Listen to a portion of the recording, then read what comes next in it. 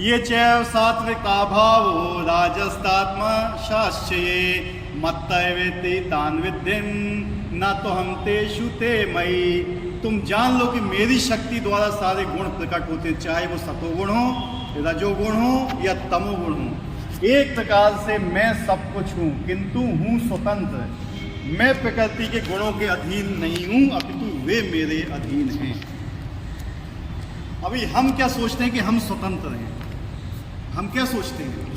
स्वतंत्र हैं, लेकिन आप लोग स्वतंत्र नहीं हो। सबसे बड़ी स्वतंत्रता क्या है पता है आपको? सबसे बड़ी स्वतंत्रता किसको बोलते हैं? जब हम भगवान के आश्रित हो जाते हैं ना 100%, तब हम स्वतंत्र कहलाते हैं। क्योंकि जिस समय तुम भगवान के लिए आश्रित होगे तो भगवान के भी जितने भी चीजें होंगी वो सब आपके लिए फ्री है। हमें समझ में नहीं आएगा इतनी जल्दी, क्योंकि माला जब सही से नहीं हो रहा होगा।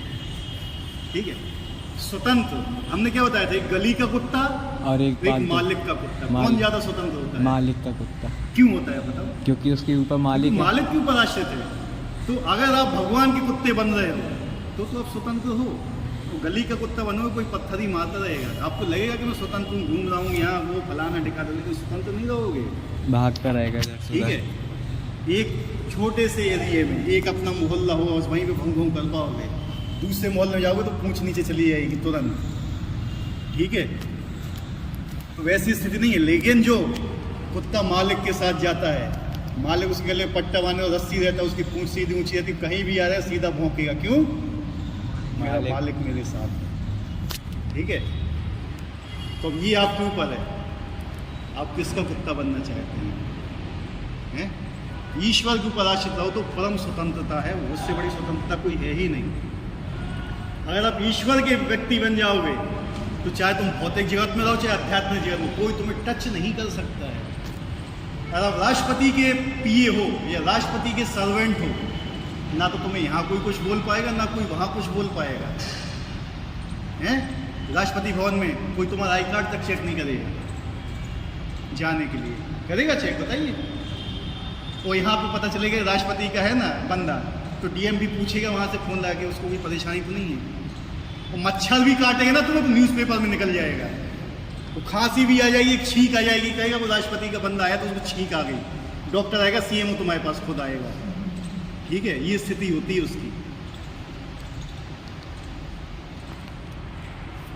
तो स्वतंत्रता क्या है? जिस समय आप भगवान के ऊपर आश्रित हो जाते हैं। लेकिन हम में से कोई भी अभी भगवान के ऊपर आश्रित नहीं है। जब हम भगवान के ऊपर आश्रित नहीं होना चाहते हैं तो हमें फिर यहाँ पे भेजा जाता है 3 गुणों के अंडर में, सतोगुण, रजोगुण और तमोगुण। इन तीनों गुणों को कंट्रोल करती है माया, दुर्गा शक्ति। दुर्गा जी होती है ना, जो माता दुर्गा जी। दुर्गा किस लिए बोला जाता है हमको पता है? ब्रह्मांड को एक दुर्ग बोलते हैं। क्या बोलते हैं? दुर्ग मतलब क्या होता है? माया, किला। तो किला की जो अधिष्ठात्री देवी होती है उसको क्या बोलते हैं? दुर्गा। तो उनके पास ये 3 चीज़ होती हैं, सतोगुण, रजोगुण और तमोगुण। इनकी रस्सियाँ होती हैं, इससे ही हमको बांधे रहते हैं। इन्हीं के अनुसार ही हम काम करते हैं। जैसे गुड़ हमें नचाते हैं वैसा हम नाचते हैं। कठपुतली को देखा है?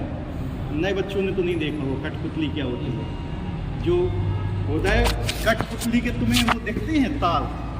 नहीं दिखते हैं, लेकिन वो नाचती हुई प्रतीत होती है आपको। ऐसे ही हमारे जो सतोगुण रजोगुण के ये जो रस्सियाँ हैं ना, बंधी हुई हैं, लेकिन हमें लगती नहीं है। ये इसमें आगे हैं, देखो ये है। ठीक है, और ये हमें नचा रहे हैं। क्या आप अपनी इच्छा से सर्दी में स्वेटर पहनते हो? तुम्हें पहनाया जाता है। कि बारिश में अपने आप छाता लेके निकलते हुए आपको मजबूर किया था छाता लेके निकलो। गर्मी में क्या आपको मजबूर किया जाता है कि कूलर लगाओ घर पे। आप स्वतंत्र नहीं हो, लेकिन हम क्या समझते हैं कि हम स्वतंत्र हैं।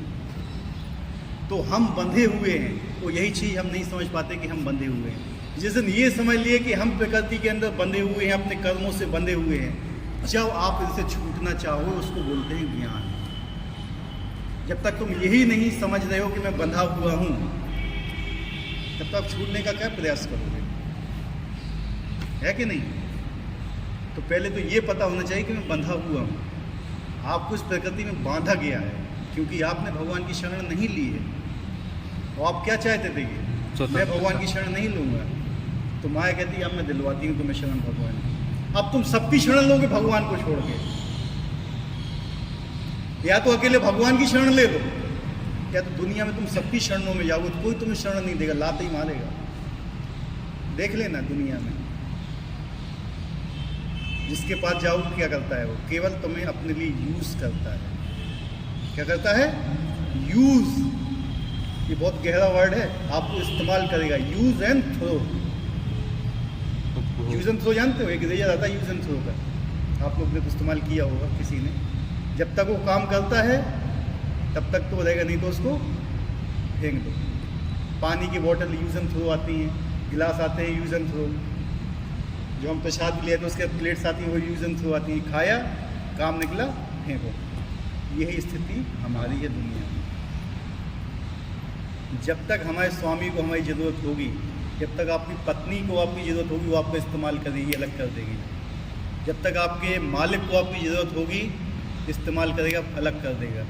जब तक आपके फ्रेंड को तुम्हारी ज़रूरत होगी, तब तक वो तुम्हारे साथ रहेगा, नहीं तो अलग।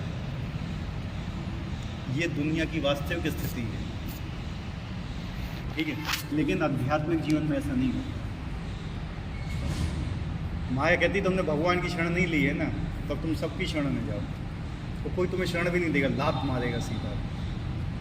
लात खाते हैं हम यहाँ पे, और फिर भी भगवान की शरण में नहीं जाते हैं। लात खा भी रहे हैं? नहीं खाते हैं? और फिर भी महसूस नहीं होता है। रोज खाते, रोज लात पड़ती हैं, रोज। तो हम खाते जाते हैं, फिर भी नहीं लगता है कि हम लाते खा रहे हैं, क्योंकि हम क्या हो गए हैं? आदी हो गए हैं, उस चीज़ के आदी हो गए। लेकिन जब वास्तविकता पता चलती कि हम वास्तव में लात खाने के लिए नहीं बने हैं, हम स्वतंत्र हैं। अगर हम भगवान की सेवा में रहेंगे, स्वतंत्र रहेंगे, तो भगवान की सेवा में जाएंगे।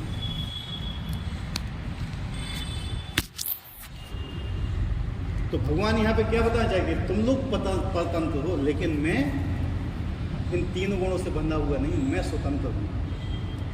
जब कोई व्यक्ति स्वतंत्र होता है, तो जो उसके अंडर में होता है वो भी स्वतंत्र होता है।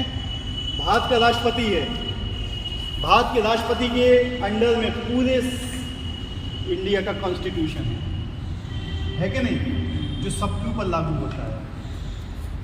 भारतीय संविधान सबके ऊपर लागू होता है अथवा नहीं होता है? हाँ या नहीं? क्या राष्ट्रपति पर लागू होता है? क्यों? क्योंकि उसके ऊपर। इसी प्रकार से सतोगुण, रजोगुण और तमोगुण जो भी है, ये भगवान के द्वारा ही निर्मित किया गया है। तो हम सब इसके अंडर में आते, लेकिन भगवान इसके अंडर में नहीं आते, वो स्वतंत्र हैं। अगर हम राष्ट्रपति के पीए हैं तो हम भी स्वतंत्र हैं, राष्ट्रपति हमारी रक्षा करेगा। अगर हम भगवान के पीए बन जाएंगे तो भगवान हमारी रक्षा करेंगे, तो हम भी स्वतंत्र रहेंगे। तो जब तक हम भगवान के आश्रित नहीं होंगे, हम स्वतंत्र नहीं हो सकते। चाहे 15 अगस्त 1947,000 बार आ जाए, स्वतंत्र नहीं होगी। उतने ही परतंत्र होते जा रहे हैं अपने विचारों में। सबसे बड़ा हम तो किससे परतंत्र हैं? किससे डिपेंड है? सबसे ज़्यादा मोबाइल। आप मोबाइल को ही नहीं छोड़ पाते हो, हैं? मोबाइल के गुलाम इसको बोला जाता है कि नहीं है? कहने में अच्छा लगता है, लेकिन हृदय से नहीं मानते। हृदय से नहीं मानते हैं, वही तो बता रहे हैं ना। हम हैं गुलाम वास्तविक। अब हम टेक्नोलॉजी के भी गुलाम हैं, मोबाइल के हर चीज़ के गुलाम हो गए हैं, अपने मन के भी गुलाम हैं। माँ से मन और माँ से मोबाइल, माँ से माया। समझ रहे बात को? सबसे बड़ा चीज़ है मन। मन मौजी है कि नहीं अजय भाई? मन मौजी।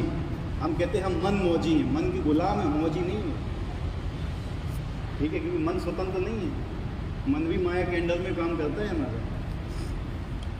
तो भगवान क्या कह रहे हैं कि मैं प्रकृति के गुणों के अधीन नहीं हूं, अब तू वे मेरे अधीन है।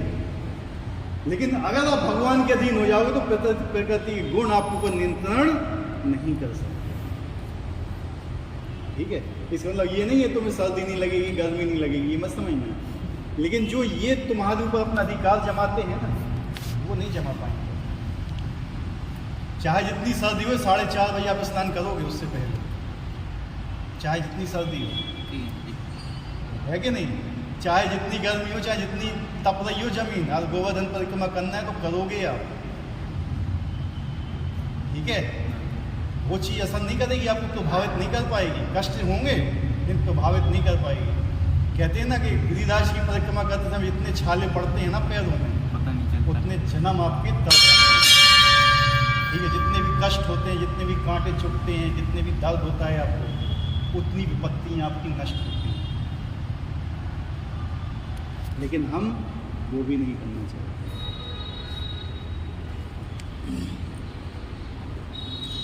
अगर आज एक चीज़ बोला जाए कि भैया एक वो कौन सी वन विभाग में जो इंस्पेक्टर होता है ना, उसकी भर्ती होती है, उसके लिए 25 किलोमीटर दौड़ना पड़ता है। आदमी 1 साल दौड़ेगा 25 किलोमीटर, लेकिन वो 21 किलोमीटर की परिक्रमा करने बोलेगा तो 1 मिनट एक भी बार नहीं जाएगा, है कि नहीं? तो ये देखा जाता है ABCD क्या होता है, पता है क्या होता है ABCD? मुझे फौज में सिखाया गया था। A फॉर एम, एम कैसा होना चाहिए आपको, B for behaviour, C for character, और D for discipline. A for aim, लक्ष्य एक होना चाहिए, बिहेवियर आपका व्यवहार अच्छा होना चाहिए, C कैरेक्टर चरित्र अच्छा होना चाहिए, और D डिसिप्लिन में होना चाहिए। जहाँ ये 4 चीज़ें आपके अंदर है ना, आप एक फौजी की भांति रहोगे। और यही अध्यात्म में एक ABCD है। A for association, B for books यानी Bhagavad Gita, C for chanting, D for diet. तो 4 चीज़ मेंटेन कर ले जाओ तो आपकी भौतिक जिंदगी भी और आध्यात्मिक जिंदगी दोनों ही टॉप है कि नहीं? लेकिन डिसिप्लिन लाइफ में है ही नहीं, बिहेवियर भी नहीं है, कैरेक्टर तो है ही नहीं, और एम तो फिर कभी आज यहाँ कभी यहाँ, चलो पुलिस में भर्ती नहीं भाई अभी मैं कर लूँ, अभी में भर्ती नहीं भाई ये मैं कर लूँ, अभी में भर्ती नहीं भाई ये मैं कर लूँ, है कि नहीं? यही होता है जीवन का लक्ष्य। नौकरी 30 साल तक 35 साल तक लोग नौकरी पाने में लगे रहते हैं, उसको उपयोग कितने साल कर पाते हैं? 30-40 साल बस, 30-40 साल तक नौकरी के लिए, 60 साल में रात पड़ेगी एक, चलो पेंशन भी नहीं मिलेगी, है? यही है ना आजकल। 30 साल में भी नहीं लगती है आजकल, ठीक है? जो लगेगी वो भी देख लेना, और ज़िंदगी भर गाली खाते रहोगे। हम भी खा रहे हैं, नहीं हम भी नौकरी में हम भी खा रहे हैं गालियाँ, रोज़ गालियाँ मिलती हैं, ब्रेकफास्ट में, लंच में, डिनर में, सब में गालियाँ मिलती हैं वहाँ पर। और जो स्नैक्स भी बीच में आते हैं वही गालियों के रूप में ही आते हैं। तो खाते खाते खाते खाते इतने कष्ट झेल कर ये पता चलेंगे हम कष्ट झेल रहे हैं, क्यों यहाँ फंसे हुए हैं। निकलने की कोशिश करो, कम से कम 1% तो चेंज करो। हम नहीं कहते कि नौकरी करना खराब है, नहीं, करिए, लेकिन उसको उद्देश्य जानने के आप किस लिए कर रहे हैं, अपनी सेवा के लिए, भगवान की सेवा। कोई भी चीज़ गलत नहीं है, हर चीज़ भगवान की बनाई, भगवान की बनाई हुई कोई चीज़ गलत नहीं हो सकती। भगवान ने पेड़ बनाया है, पेड़ का कोई साइड इफेक्ट देखा? नहीं देखा ना, लेकिन हमने कारखाने बना दिए, साइड इफेक्ट देख लो। तो यही है, भगवान की बनाई हुई कोई भी चीज़ खराब नहीं है, लेकिन उसका उपयोग हम गलत तरीके से करते हैं।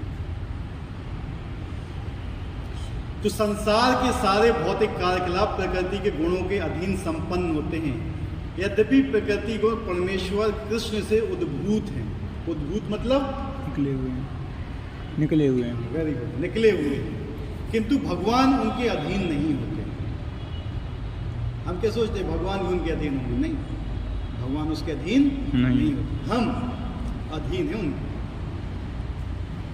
उदाहरण, राज्य के नियम अनुसार कोई दंडित हो सकता है, किंतु नियम बनाने वाला राजा उस नियम के अधीन नहीं है। तो राजा के ऊपर कोई नियम काम नहीं करते, लेकिन जो प्रजा होती है उसके ऊपर सारे नियम काम करते हैं। इसी के प्रकृति के सभी गुण सतो रजोगुण तमोगुण भगवान कृष्ण से उद्भूत हैं, किंतु कृष्ण प्रकृति के अधीन नहीं है, इसलिए वे निर्गुण कहलाते हैं। और जो लोग कम बुद्धिमान हैं, जिनको बुद्धि नहीं है, भगवत गीता पढ़ी नहीं, निर्गुण को पता हो क्या समझते हैं? भगवान के अंदर कोई गुण ही नहीं। क्या है? भगवान के अंदर कोई गुण नहीं। निर्गुण का मतलब क्या होता है? जो गुणों से ऊपर है, जिस ऊपर ये तीनों गुण रजोगुण सत्वगुण का प्रभाव नहीं डालते वो कहलाता है निर्गुण।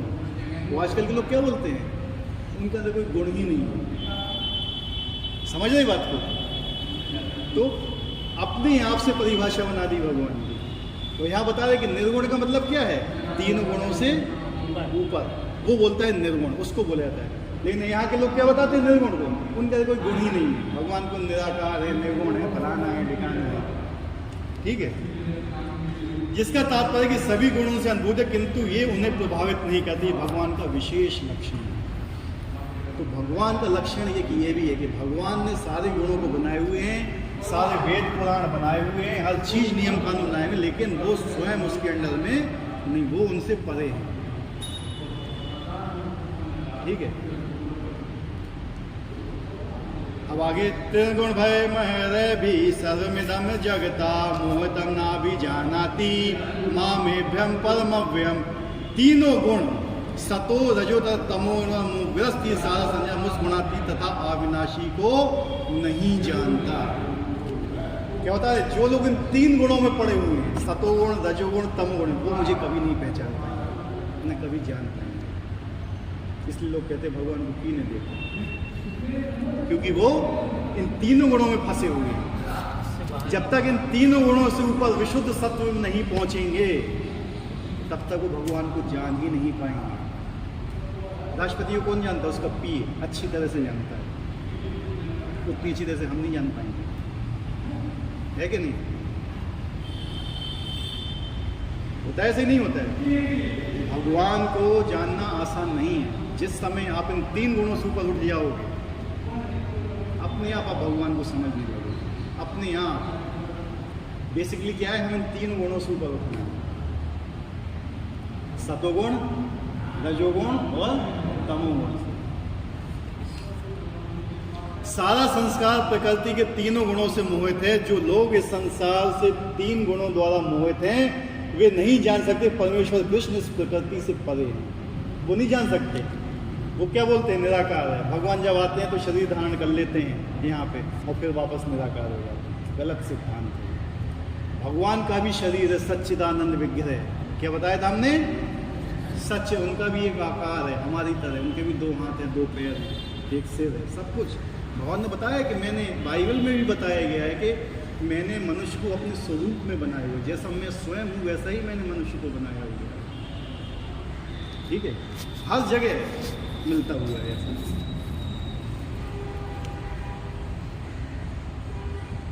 प्रत्येक जीव प्रकृति के वशीभूत होकर एक विशेष प्रकार का शरीर मिलता है और तदनुसार उसे एक विशेष मनोवैज्ञानिक, मानसिक तथा शारीरिक कार्य करना होता है।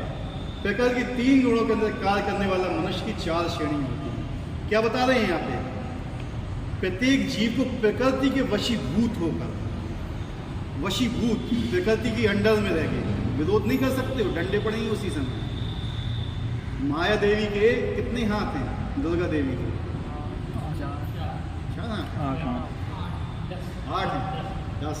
अच्छा, 10 हाथ हैं, 10 हाथों में शस्त्र हैं और 10 हाथों से ही वो अच्छी तरह दंड देती है। और उनके नियमों से यहाँ वहाँ भागोगे। ठीक है, दंड देने के लिए है वो, उनके अंडर में है अभी हम। जब बच्चा माता पिता की नहीं सुनता है ना तो उसको हॉस्टल में भेज दिया था वार्डन के पास। जैसे हमने अपनी बच्ची को भेज दिया था। वो तो सुनती है क्या? वार्डन क्या करते हैं? नियम बहुत ज़्यादा समझ गए? अच्छी तरह वो रगड़ते हैं वहाँ पे। ठीक है, लेकिन बच्चे को ये नहीं भूलना चाहिए कि मैं यहाँ वार्डन के अंडर में, तो मेरे माता पिता नहीं, माता पिता ने ही भेजा हुआ तो मैं वहाँ पे सदाने के और उसको पेमेंट भी तुम्हारे माता पिता ही कर रहे हैं। ठीक है, यानी दुर्गा देवी का पालन भी वही कर रहे हैं कि तुम इन लोगों को सही रास्ते पे लेके आओ, और उन्हीं के वशीभूत होकर हम यहाँ पे काम कर रहे हैं जैसा वो हमसे करा रही हैं। ठीक है, हमारे गुणों के अनुसार। क्या बता रहे हैं, और तदनुसार उसे एक विशेष मनोवैज्ञानिक, मानसिक, शारीरिक कार्य करना होता है। गुणों के अनुसार उसे काम करना होता है, अपने आप से नहीं, अपने मन से नहीं करता है, उसको करना पड़ता है। प्रकृति 3 गुणों के अंदर कार्य करने वाले मनुष्य की 4 श्रेणी है, 4 श्रेणियों में बांटा गया है। जो नितांत सतोगुणी है वे ब्राह्मण है। सतोगुणी मतलब सतोगुण में स्थित रहते हैं, वो किसी का नुकसान नहीं करते, सब अच्छी चीज़ें करते हैं, वो कहते हैं ब्राह्मण। जो रजोगुणी है वे क्षत्रिय हैं। रजोगुणी जिनमें पैशन रहता है, कुछ करने का, कुछ दिखाने का, कुछ लेने का, वो होते हैं क्षत्रिय, पैशनेट। जैसे हीरो होंडा पैशन है ना, वैसी पैशन, हीरो होंडा वाला पैशन नहीं बता रहे, ठीक है, पैशन, इसको बोलते हैं मोड ऑफ पैशन इंग्लिश में, रजोगुण। ये आदमी के अंदर क्या है ना, काम करने की भावना पैदा करता है, इच्छाएं पैदा करता है। और जो रजोगुणी और तमोगुणी दोनों हैं, जिनमें रजोगुण भी होता है तमोगुण भी होता है, वो कहलाते हैं वैश्य, मतलब व्यापारी वर्ग के लोग, जिनको हम यहाँ लोकल में बनिया बोल सकते हैं। व्यापारी वर्ग के लोग, उनमें लोगों को ठगने की प्रवृत्ति होती है। क्या होती है? ठगने की होती है कि नहीं होती है? वो रजोगुणी भी कमाना चाहते हैं, ये भी कमा लूँ मैं, ये भी कमा लूँ मैं, एक दुकान खोल लूँ, दूसरी भी खोल लूँ, तीसरी भी खोल लूँ, 4 भी खोल लूँ, एक पूरा ग्रुप हो जाए मेरा, मैं लोगों को ठगता हूँ, है कि नहीं? लेकिन शास्त्र में 6% कमाने का अधिकार है, लेकिन क्या कोई 6% कमाता है? और इसके आगे क्या है? जो नितांत तमोगुणी, जो कभी किसी का भला ही नहीं चाह सकते हैं, वो पशु कहलाते हैं। क्या कहलाते हैं? पशु, जो कभी किसी का भला नहीं करते हैं। शूद्र कहलाते हैं। क्या कहलाते हैं? शूद्र। जो इनमें सबसे नीचे हैं वे पशु हैं, जिनके अंदर ना तो आहार, निद्रा, भय में इन 4 चीज में लगे हुए हैं, तो क्या है वो? पशु। ये शूद्र है।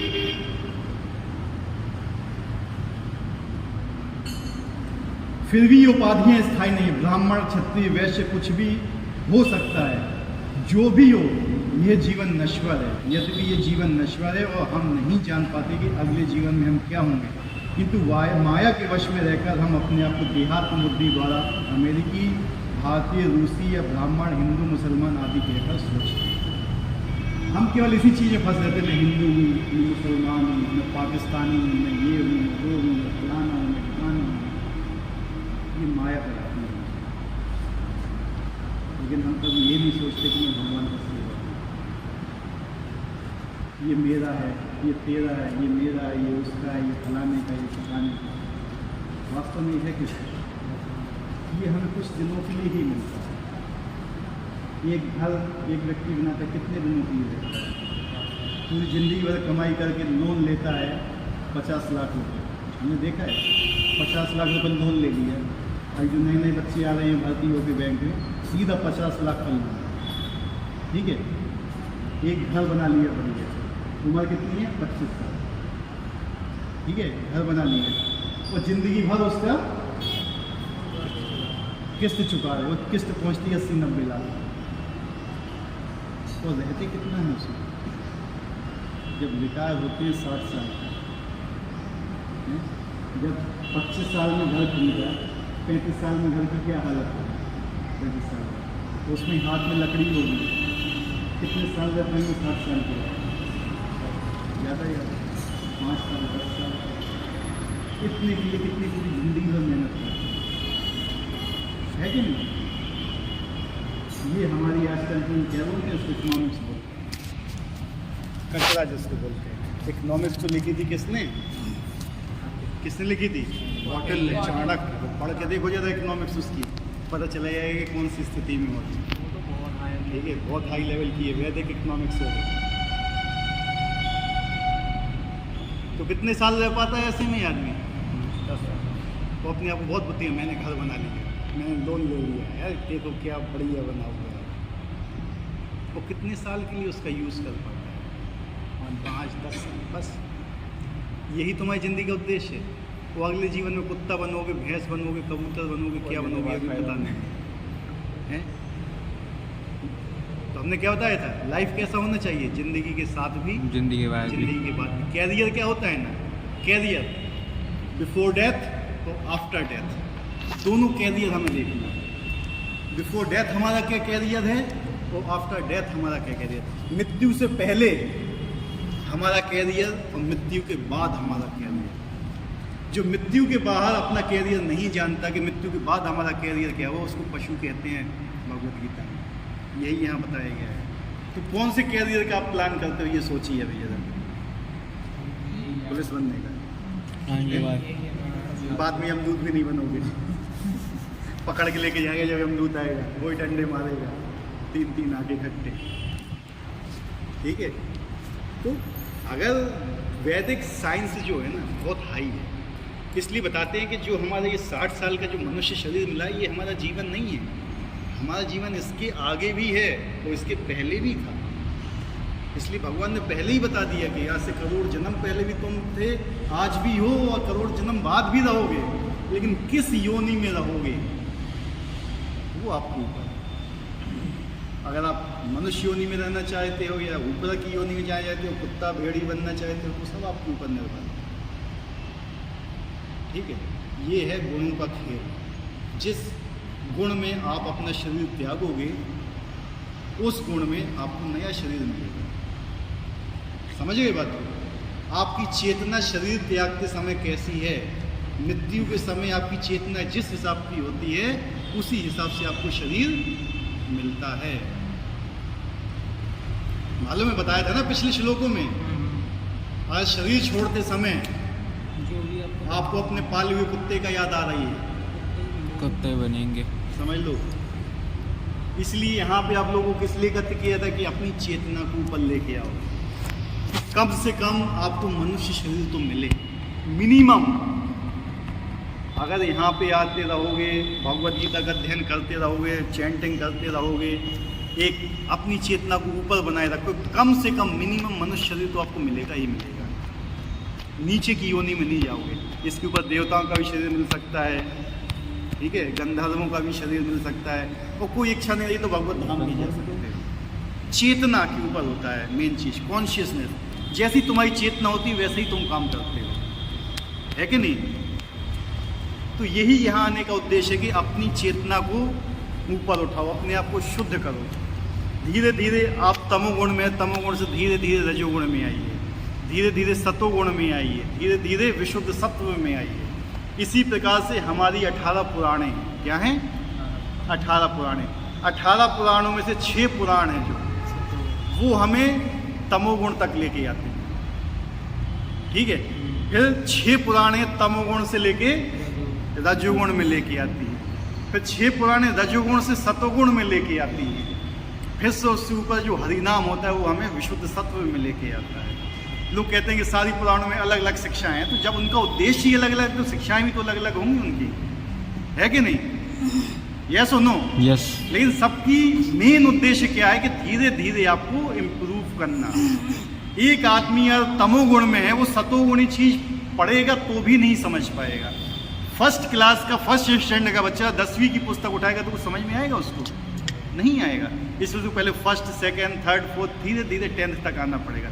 इसी प्रकार से हमें ये पुराणे भी धीरे धीरे धीरे धीरे पढ़ के ऊपर आना पड़ेगा। जब हम श्रीमद् भागवतम तक पहुँचेंगे वो हमें तो विशुद्ध सत्व में लेके जाएगा। ये पुस्तकें विशुद्ध सत्व में लेके जाने वाली, भगवद गीता, श्रीमद् भागवत, चैतन्य चैतन्य, ये 3 चीज़ें हैं ऐसी, तो विशुद्ध सत्व में लेके जाएंगे। लोग कहते हैं कि नहीं उसमें तो ये लिखा है, उसमें तो ये लिखा है। लिखा है, लेकिन किस गुण में लिखा हुआ है, किस व्यक्ति के लिए लिखा हुआ है। हमें एक चीज़ बताइए आप लोग, एक हम क्वेश्चन पूछ रहे हैं आप लोगों से, ठीक है? 3 लोग हैं, आप बताइए हैं। एक व्यक्ति 100 सिगरेट पीता है, ठीक है, चेन स्मोकर हुआ एक दिन में।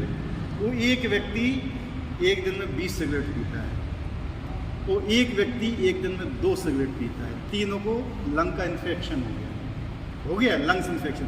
तीनों डॉक्टर के पास गए, तो जो व्यक्ति 100 सिगरेट पीता है, डॉक्टर उसको क्या बोलेगा? आप तो खत्म हो। कम कितना बोलेगा कम करने के लिए? आदि कर दो। हैं 50 बोलेगा? यस है ना? अब वो कहेगा सब छोड़ दो, पता है उसको छोड़ नहीं पाएगा। क्या कहेगा वो? आदि कर कि 100 पीते हो तो 50 पियो। 20 वालों को क्या बोलेगा? 10 कर दो। जो 2 पीते उसे क्या छोड़ दो। और जब तीनों बाहर मिलेंगे तो क्या कहे? मुझे तो 50 पीने बोला, मुझे 20 पीने को, मुझसे कर छोड़ दो, क्या डॉक्टर ही पागल है। इसी प्रकार से हम क्या करते हैं ना, शास्त्रों को गलत बोलते हैं। क्या बोलते हैं? शास्त्रों को गलत बोलते हैं। लेकिन हम ये नहीं जानते हैं कि शास्त्र किस लिए बनाए गए हैं। हर व्यक्ति की कॉन्शियसनेस के अनुसार शास्त्रों का निर्माण किया गया है। तो तुम्हें वही शास्त्र पढ़ना चाहिए तुम्हारी कॉन्शियस के अनुसार, धीरे धीरे उनसे ऊपर। क्योंकि जब वो डॉक्टर के पास जाएगा तो उसने कहेगा 50, लेकिन जब 15 के बाद जाएगा, 15 दिन का, तो कहेगा 25 पे आ जाओ। कहेगा कि नहीं कहेगा? जब वो 25 पे आएगा तो कहेगा 10 पे आ जाओ, 10 पे आएगा 5 पे आएगा छोड़ दो, उसकी स्थिति के अनुसार। इसलिए जब गुरु होता है, जब तुम गुरु के शरणों पे जाते हो, तो गुरु तुम्हारी स्थिति देखता है कि तुम्हारी स्थिति क्या है, और फिर स्थिति के अनुसार तुम्हें गाइडेंस देता है। हर व्यक्ति की स्थिति अलग अलग होती है। जैसे 3 स्मोकर्स की स्थिति अलग अलग थी, ठीक है। अब जैसे ये आते हैं हमारे पास, हम इनसे कहेंगे तुम 16 माला जाप करो स्टेट में बिल्कुल, और कोई नया हम कहेगा ठीक है 1 माला जाप करो, तो कहेंगे यार मुझे तो 16 बोली, उसको 1 बोल रहे हैं, यार ये लगता है इनका दिमाग समझ गया। लेकिन ये नहीं समझेंगे किस लिए बोल रहे हैं। हमें हमेशा देखना चाहिए कि उस चीज़ के पीछे लॉजिक क्या है, क्यों बोला जा रहा है, क्या बोला जा रहा है कि पीछे नहीं जाना चाहिए, क्यों बोला जा रहा है। समझ रहे? हम किस लिए बोलते हैं आपको कि यहाँ पे आइए कम से कम 1 हफ्ते में 1 घंटा निकाल के, कभी ये सोचे कि क्यों बोला जा रहा है। हम इसलिए बोल रहे हैं क्योंकि आपको अगला जन्म कम से कम मनुष्य का मिले, कम से कम कुत्ते बिल्ली की योनियों में तो ना जाओ, कम से कम वहाँ मनुष्य के शरीर में तो रहो, कि तुम्हें अगली बार भी कोई ऐसा मिले कि तुम्हें अपनी चेतना उठाने का अवसर मिले। कम से कम नरक से तो बचो एटलीस्ट। इसलिए बुलाते हैं। हमें पता है कि इतना ईजिली भगवत धाम जाना नहीं है कि यहाँ से चले जाओगे तुम लोग तुरंत भगवत धाम, नहीं। लेकिन ऐसा भी नहीं कि नहीं जा सकते हो, अगर तुम्हारे अंदर वो है कैपेसिटी तो वो जाओ।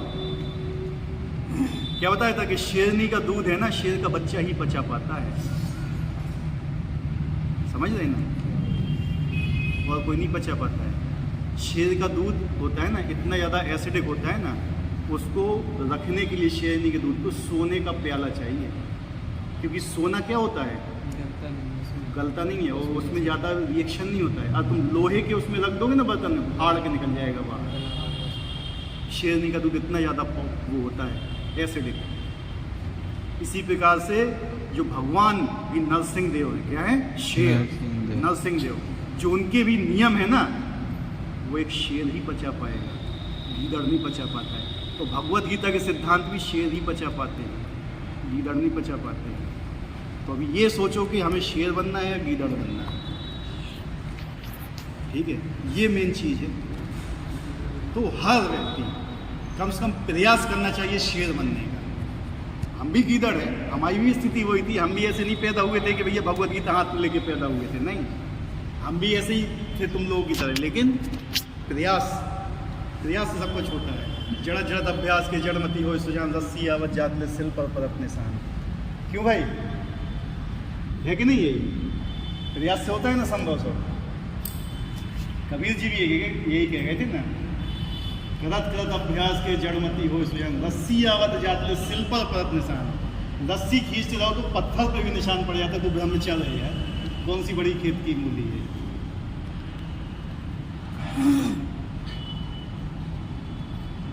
ये ब्राह्मण क्षत्रिय वैश्य क्या है, ये उपाधियां बताई हैं, स्थायी नहीं है।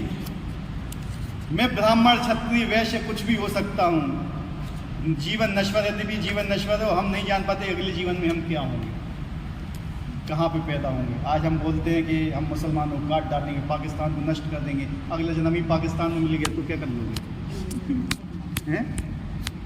तो ये सब चीज़ों में नहीं पढ़ना है, पता है। रुक जाओ, हाँ लिख करके रखना है,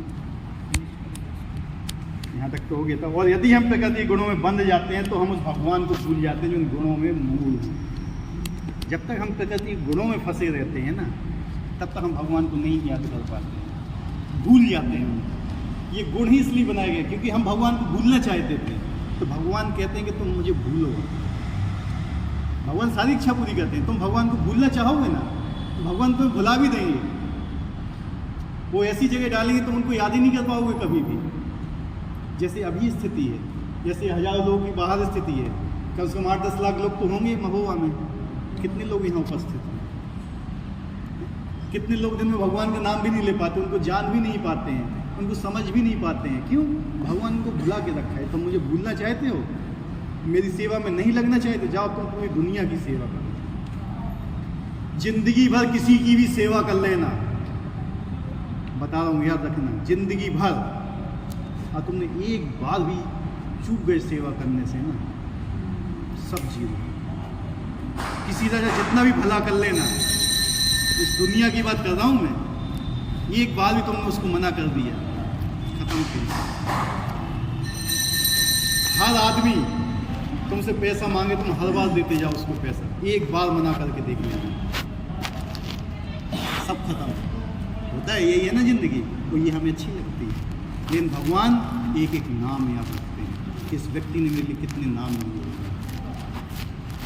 ठीक है, तो अब देखो आपको किसके साथ रहना है। ऐसे लोगों के साथ जो तुम्हारे पीठ में खंजर भोंक रहे हैं, तुम्हें हृदय से लगा रहे हैं। देख लो, अपनी ज़िंदगी से एक्सपीरियंस करो। मैं नहीं कहता हूँ कि मेरी बात को मानो, एक्सपीरियंस करो इस चीज़ को ज़रा। ठीक है, एक इसके लिए कहानी बताता हूँ आपको छोटी सी। एक मरुस्थल था, उसमें एक व्यक्ति जा रहा था, बहुत तेज प्यास लगी थी उसको। क्या लगी थी? बहुत तेज प्यास लगी। उसको एक घर देखा, वो घर के अंदर जैसे ही गया तो हैंडपम्प लगा था। क्या लगा था? हैंडपम्प। उसने कहा चलो हैंडपम्प लग गया। उसने खूब चलाया, लेकिन पानी नहीं निकला। वो गिर गया नीचे। उसने देखा कि बोतल रखी हुई है, उस कितनी 2 लीटर की, उसमें पानी भरा हुआ है। जैसे उसने बोतल को उठाया, उसमें लिखा हुआ था ये पानी पीने के लिए नहीं है। क्या? और लिखा हुआ था इस पानी को हैंडपंप में डालिए, फिर चलाइए, पानी बाहर आएगा। क्या कहा? ऐसा होता है कि नहीं? जब आपके घर में 8-10 दिन तक हैंडपंप नहीं चलता या महीने भर तक, तो पानी क्या होता है? नीचे चला जाता है। उसमें फिर क्या करना पड़ता है? पॉइंट तब ऊपर आता है। तो ये उससे कहा ऐसा होगा तो होगा तो उसने कहा चलो लिखा है तो मैं कर लेता हूँ। उसने डाला और चलाया और पानी आने लगा। पानी पिया, तृप्त हो गया। अब वो जाने वाला था। उसने कहा कि अब मैं इसमें फिर से पानी भर के रख देता हूँ, कोई आएगा दूसरा। पानी भर के रखा। उसमें क्या लिखा हुआ था? क्या लिखा हुआ था उसमें?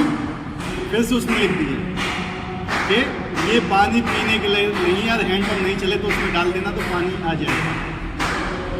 उसने कहा इतना अगर मैंने लिख दिया इसमें, तो मैं भी कंफ्यूज हो गया था कि आएगा अथवा नहीं आएगा। तो उसने नीचे एक और लाइन ऐड कर दी कि ये काम करेगा, जिसको मैंने अनुभव किया हुआ। इसलिए जो ये है ना शास्त्र, ये भी अनुभव किए हुए हैं। जैसे हम आपको बोलते हैं, आप पता बोलते रहते हैं आएगा कि नहीं आएगा, होगा कि नहीं होगा, ऐसा नहीं है, ये काम करता है। ठीक है, तो हमारी स्थिति कैसी है? उस व्यक्ति की तरह जिसने पानी बॉटल लिख लिया, चलो उसको पी लेते हैं, काम करते हैं। ऐसा नहीं होना चाहिए।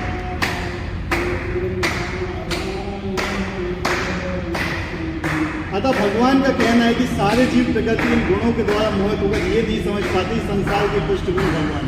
इन तीनों गुणों में हम इतने फंसे हुए हैं, इतने ज़्यादा फंसे हुए हैं कि इन फंसे होने के कारण ही हम भूल जाते हैं कि भगवान है ही कि नहीं।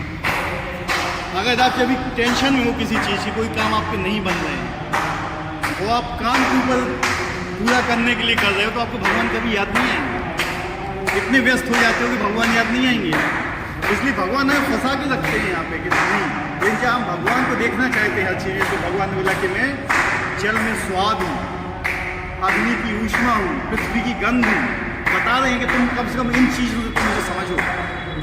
ठीक है, जीव कई प्रकार के हैं, यथा मनुष्य, देवता, पशु आदि, और इनमें से हर एक प्रकृति के वश में है। और ये सभी दिव्य पुरुष भगवान को भूल चुके हैं, सब भूल चुके हैं, देवता भी, मनुष्य भी, पशु भी। जो रजोगुणी तथा तमोगुणी हैं, यहाँ तक कि जो सतोगुणी भी हैं, वे भी परम सत्य के निर्विशेष ब्रह्म के स्वरूप से आगे नहीं बढ़ रहे। जो सतोगुणी है वो भी भगवान को निराकार मानते हैं, निर्विशेष मानते हैं। जो सतोगुणी व्यक्ति होते हैं ना, निर्विशेष, निराकार मानते हैं, जो बोलते हैं निराकारी हैं, वो सतोगुण में, सतोगुण से ऊपर उठे ही नहीं अभी तक। ठीक है, लेकिन जो विशुद्ध सत्व में आते सतोगुण से भी ऊपर उठ जाते हैं, वो भगवान को साकार रूप में समझने का प्रयास करते हैं। वे सब भगवान के साक्षात स्वरूप के समक्ष संभ्रमित हो जाते हैं, जिसमें सारा सौंदर्य, ऐश्वर्य, ज्ञान, बल तथा त्याग भरा है। जब सतोगुणिता के स्वरूप को नहीं समझ पाते तो क्या आशा है कि जो रजोगुणी तमोगुणी हैं उनसे क्या अपेक्षा की जाए, क्या वो समझ पाएंगे भगवान को? कृष्ण भावना भाव प्रकृति के 3 गुणों से परे है। जो लोग निसंदेह कृष्ण भावना भाव में स्थित हैं वे वास्तव में मुक्त हैं। जो कृष्ण भावनामृत में आ गए, जो विशुद्ध सत्व में आ गए, जो 3 गुणों से ऊपर उठ गए, जिनने भगवान का आश्रय ले लिया, जो भगवान के स्टाफ हो गए, वो ही भगवान को समझ पाएंगे। ना तो कोई रजोगुणी वाला, ना तमोगुणी वाला, ना सतोगुणी वाला, कोई नहीं समझ पाएगा। तो क्या समझ में आएगा? भगवान का सेवक बनना चाहिए। हैं?